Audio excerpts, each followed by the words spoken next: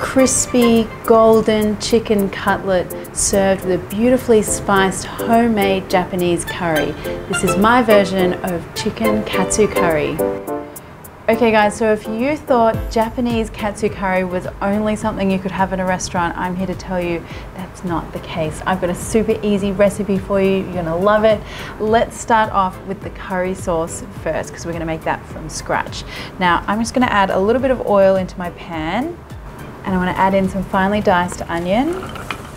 Now here's the thing guys, so anytime you're cooking off onions for the start of a slow braise or a curry or a stew, you really want to be patient. So that onion needs to get really nice and soft and translucent and sweet before you start adding the liquid. And to help that along, so to help kind of draw out the moisture in the onion and get them sizzling a little quicker, I'm going to add in a little bit of salt as well. Really is just one small little step that if you do properly will make a world of difference. Okay, so it's been 5 or 6 minutes now and my onions are beautifully soft, translucent. Don't want too much color, I just want that sweetness and the softness. So now I'm going to add in my garlic. And then now I'm going to add in some plain flour, and this is going to almost create like a roux type of situation, and that's going to help to thicken the sauce. Now what you want to make sure you're doing here is just allow that flour to cook out a little bit so that you don't get that floury taste in your finished curry. Okay, now time for my spices. So I'm using a Japanese curry powder. You can find that in most Asian grocery stores, or even just a regular type of curry powder is good as well, but Japanese one just gives it the right flavor, I find. And then I'm also going to use some Indian garam masala, which is a spice mix that I think adds a little bit of color here. I find sometimes the Japanese curry powder is a little bit light, and I like the sort of extra spices in there too. It's smelling so good already. I love the smell of those toasting spices. So now I'm going to go in with a little bit of vinegar and some honey, some chicken stock,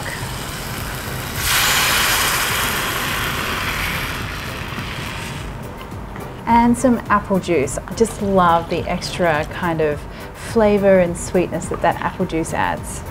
Now the other aromatic I want here is some ginger, so I'm just going to grate that in. I'm going to add in some sliced carrots as well. And then just to thicken things up even more, I'm going to add a little bit of corn flour that's been mixed with some water. Now you want to let this come up to a simmer and then turn the heat down. Just let it gently cook for about 15 minutes, and by that time it should be nice and thick and glossy and full of flavour. Okay, curry part is on the way. Now we want to do our chicken part. So I'm just going to take a chicken breast and you want to just slice that in half lengthways. And now here's what I always do whenever I'm crumbing meat. I season the meat and not the flour or the breadcrumbs because you just don't get enough seasoning on the meat itself. So liberally salt these guys. And then the crumbing situation itself, very standard. I'm going to go in with some eggs.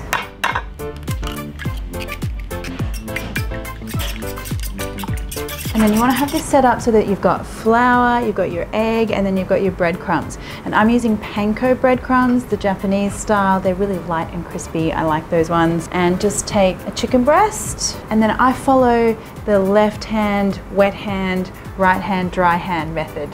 It does make sense. So put the chicken down with your left hand. Now use your right hand to add the dry ingredients. To pat that chicken with the flour. Chicken goes into the egg. Left hand, wet hand takes over. And then into the breadcrumbs. And then dry hand takes over. Now push those breadcrumbs right in there.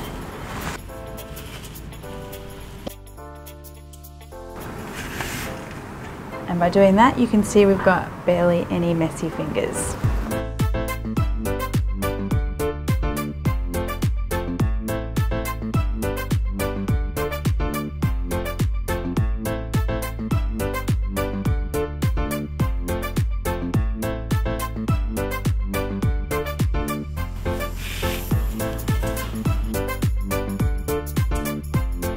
So now we're at the frying chicken stage, the joyous part. I love frying chicken. I don't know why.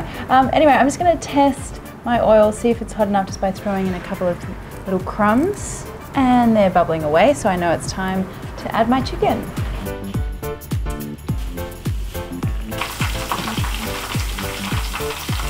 Now these guys just need a few minutes each side to get nice and golden and crispy and cook all the way through.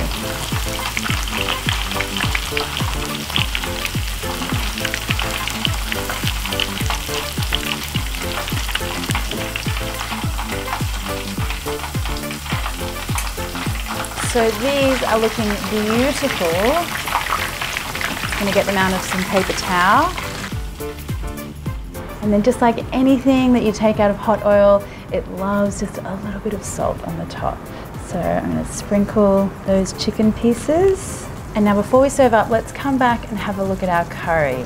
And look at that thick, glossy texture that's just perfect. Just wanna try it, check for seasoning and flavor.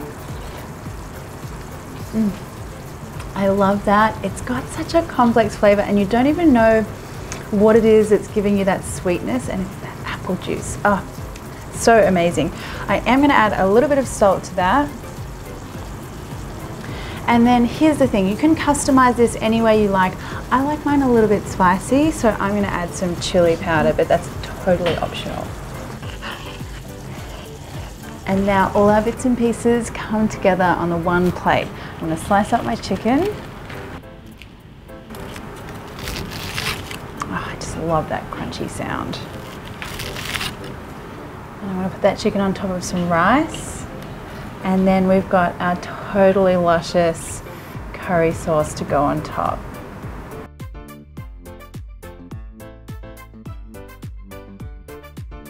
And then one little extra hit of flavor that I like to add is some Japanese pickled ginger.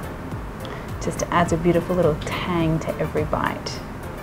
And now comes the bit I've been waiting for this entire time, the tasting part. Oh, you want a little bit of the rice, the chicken, the pickle, a little bit of that sauce.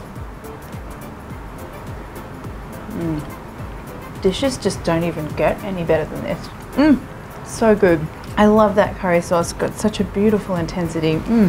Amazing, I can't wait for you guys to try this one. In the meantime, I'm just gonna sit here and eat this whole plate.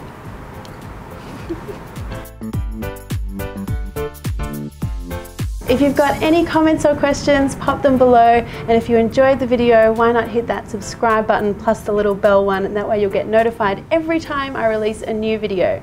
Thanks guys.